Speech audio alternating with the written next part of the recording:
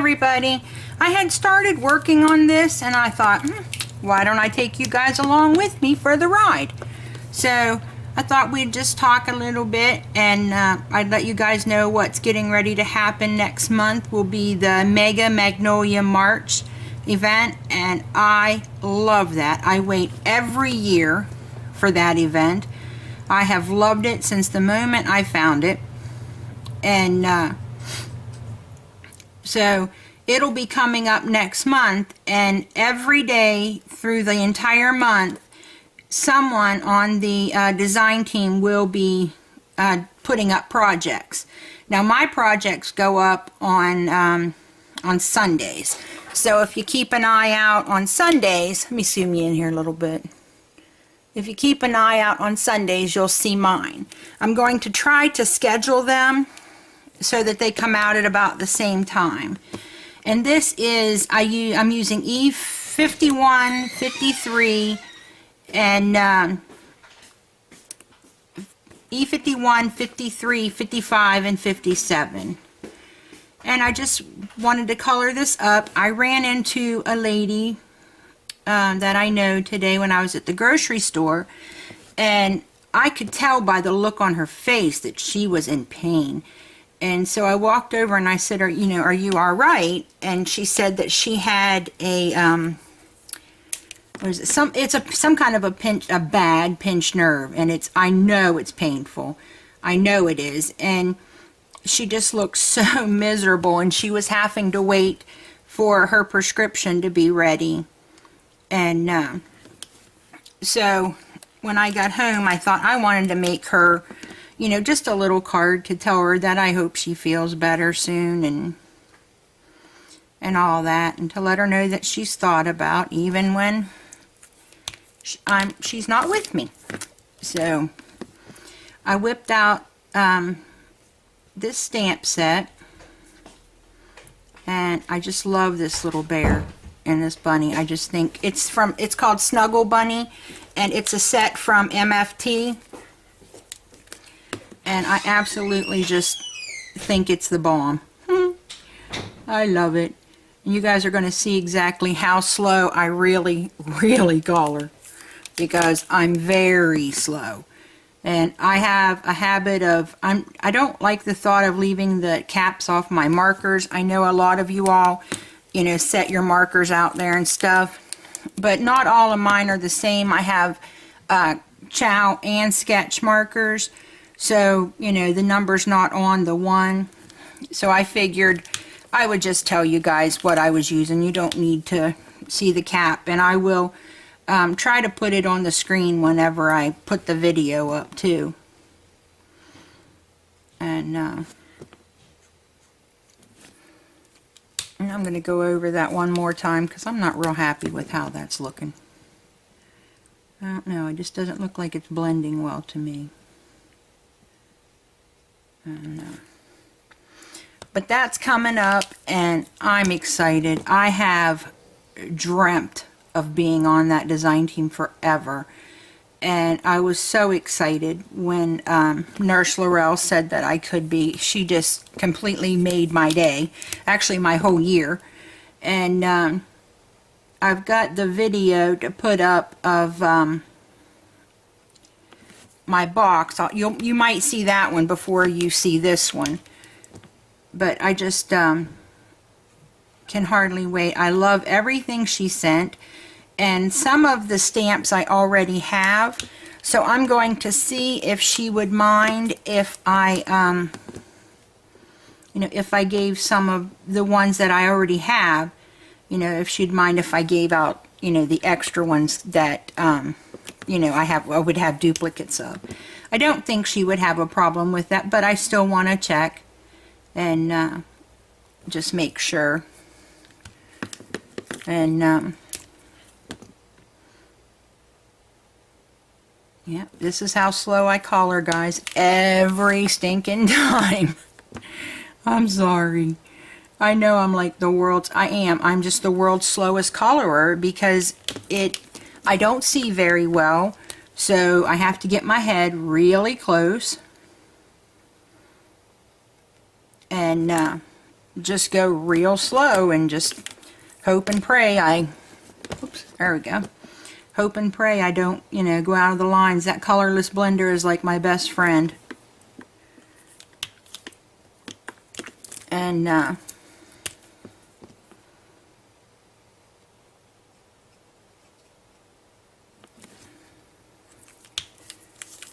but I'm going to finish him up, guys. I was trying to do voiceovers, but for some reason I'm having trouble doing them. I mean, it looks like everything should be correct, that everything's set up, but for some reason it's not working for me. So let me get off here and I'll come back when I get ready to do the bunny. What I'm going to do now is I want my bunny to be white. So what you do when you want something white is you just go in and you put where your shadows would be. So I'm going to put just a little there, behind that ear, a little behind that ear, maybe a little behind his muzzle here.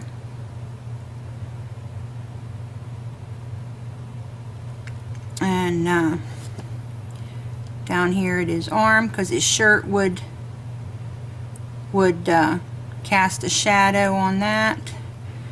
And then down here at the bottom of his shirt where his little tummy's sticking out. Oops, I'm over the thing, sorry guys. And then down here at the bottom where his tummy's over his feet. And so that's, I mean, you don't put very much, you just need to put enough to make it stand out, to make the shadows stand out from the rest of the bunny. So that was C2, and now I'm going to use C1, and then I'll use C0, and then I'll most likely use my colorless blender, because that's usually what I do when I use the when I do the white.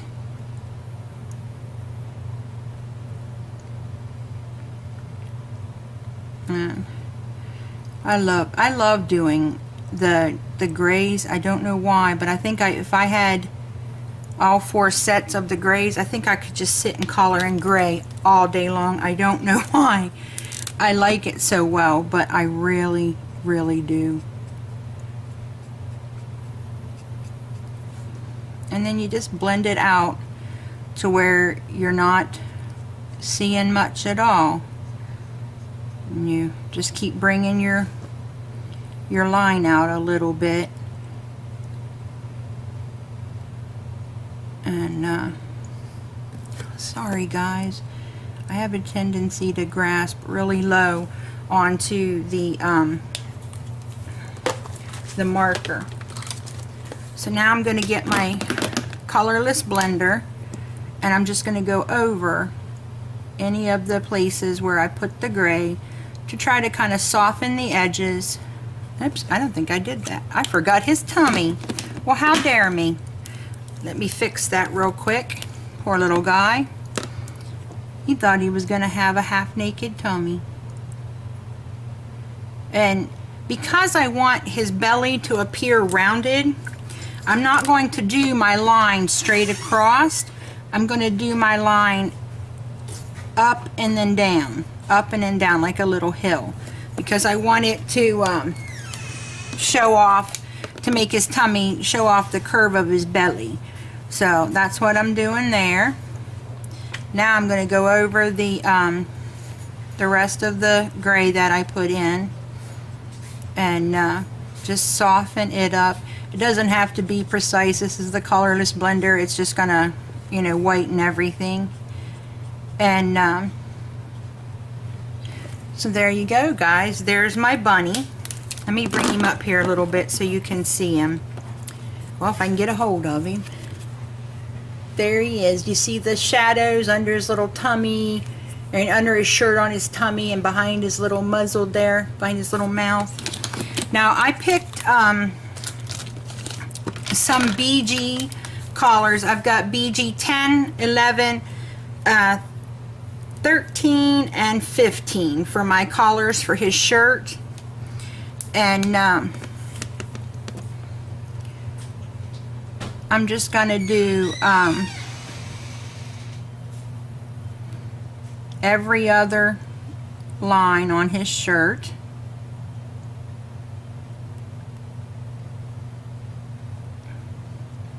And then I will probably go back in and do exactly what I did with the, here's the BG15, and I'm just going to put a tiny little line.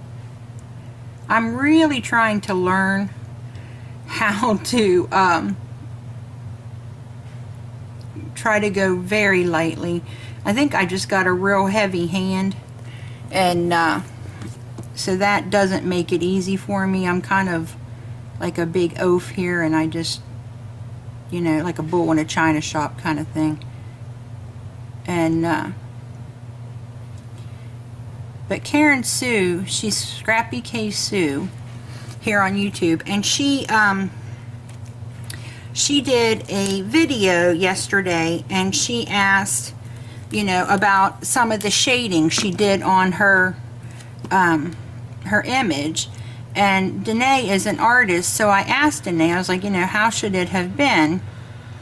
And she said that the hat should have, the line should have went across.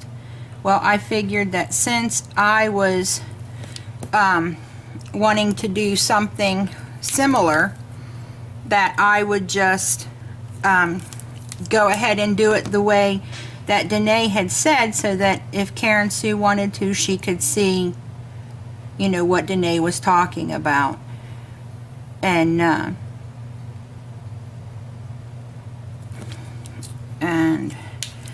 now we're back to BG10, and that's just to blend in everything.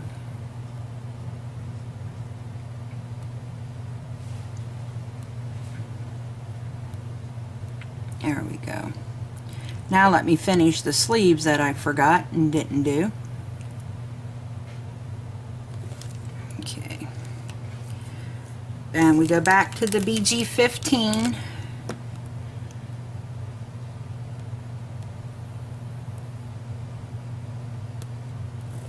Oops, sorry guys.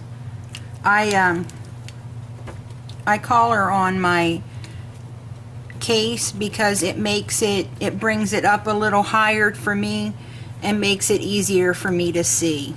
So I apologize for it moving around there a little bit.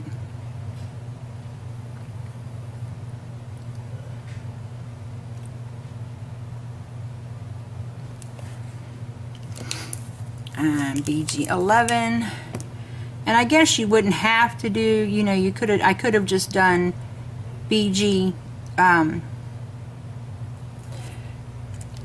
11, 13, and 15, but I wanted to try to bring in that lighter color because I really like it.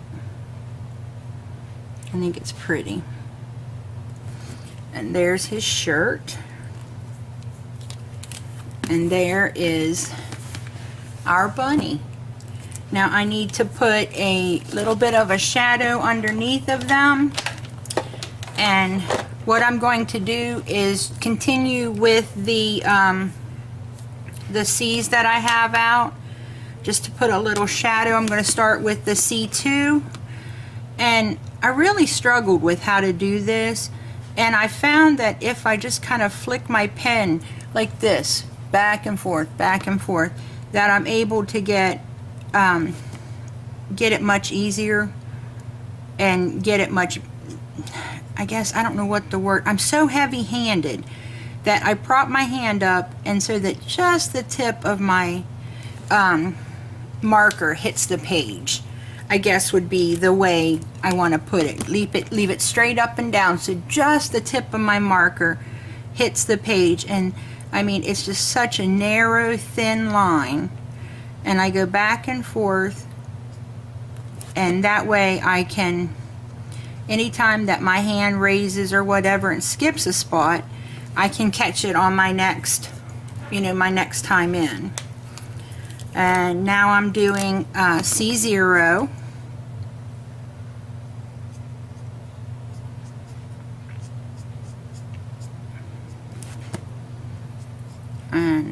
This one you don't see hardly at all. Okay, there's the C0, and now I take my colorless blender and I go over it again. I just go over excuse me, I go over everything just to soften it out and blend the lines down. There we go, guys. There's the card. Give me a few minutes and I'll be back and we'll put it together. Now what I've done is I brought in my A2 size card base and I cut me a layer of that at 4 1/4 by 5 1/2, and I'm going to go ahead and attach that to the card base. And just be patient with me when I go to attach it. I really struggle with lining this stuff up. I don't know why, but I really do. I am like, as a matter of fact, I usually just go ahead and cut my paper a little bit larger than what I need because I figure I'm not going to get it straight no matter what I try. So I got a little over here and I'm going to just trim that off with my scissors. And those are nothing fancy. Actually, they're just regular, they're Westcott scissors. I got them at Walmart. These suckers are like a workhorse, man. They're like the Tim Holtz scissors. And they just go and go and go and go. So what I did was I used a Mama Elephant. No, I'm sorry, Lawn Fawn. A Lawn Fawn Hugs die that I have. I had seen a card. A lady did it on, I don't remember her name, but I know the video was done for Scrap and Stampers for Jamie's channel. It was one of her design team people. And they did it, and I thought it was so cute, and I didn't really have that. I didn't have that kind of stuff, but it made me want to make a hug card, so that's what we're doing. So I just cut myself a piece of foam to go on the back of my card to lift it up, and I picked a color of foam that matches. I need to find white, but when I went to the store to get some, they had everything but white. So I've got a multicolored pack of these little sheets that I can use for my cards, which is fine. I just try to match it up to whatever color I'm going to be using. And so now I'm going to put some glue on the back of this. And you know, a lot of people wonder what kind of adhesives do you need to buy. Well, here's an example of two right now, because I used my ATG gun for the base, but I didn't think that it would really stick well to the foam. So I went ahead and used my liquid adhesive. So if you're wondering, if you're new to crafting and you want to know, you know, what kind of glues you need to have or want to have, whatever, if you can start with a good wet glue and a good dry tape, double-sided tape, you will be fine. It will work out great for you. Now I went ahead and cut the hugs out, and I also cut it out with the foam right there. And I use art glitter glue, and I get it from maymaymadeit.com. I'll try to put a link in the description box below. I'm not sure if she's allowed to ship it right now because the manufacturer of the glue doesn't allow them to ship during the winter months. But I think depending on where you live, if it's not going to be drop below freezing, I think she said she could send it. So what I'm going to do is I'm just going to take my little hugs here and I'm going to drop it on the card right where I want it. And I wanted it to go a little over his ear, and I used one of my stitch rectangles. Let me see if you can see it right there. Yeah, the stitch rectangles that I purchased off of eBay.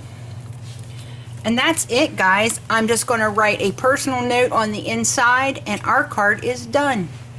There he is. Thanks for sticking around with me today, guys, and listening to me chit chat. Thanks for visiting me. Bye.